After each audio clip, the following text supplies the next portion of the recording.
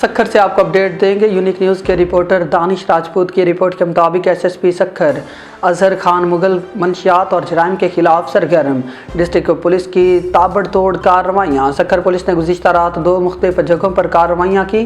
ایک کارروائی پولیس نے دوران گشت غریب آباد کے قریب، دوسری کارروائی ٹیکسی اسٹینڈ شکارپور روڈ پر کی۔ پولیس نے دوران گشت ایک انڈس کرولا نمبر BCC 539 کو روک کر تلاشی لی تو شراب برآمد ہوئی۔ پولیس نے 3 ملزمان نادر علی، نعیم علی، اعجاز احمد کو گرفتار کر لیا۔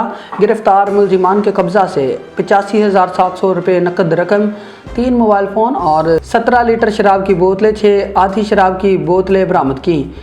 دوسری کارروائی ٹیکسی اسٹینڈ شکارپور روڈ سے پولیس نے دوران گشت ایک ملزم راہب علی ولد شبان چاچڑ کو گرفتار کر لیا۔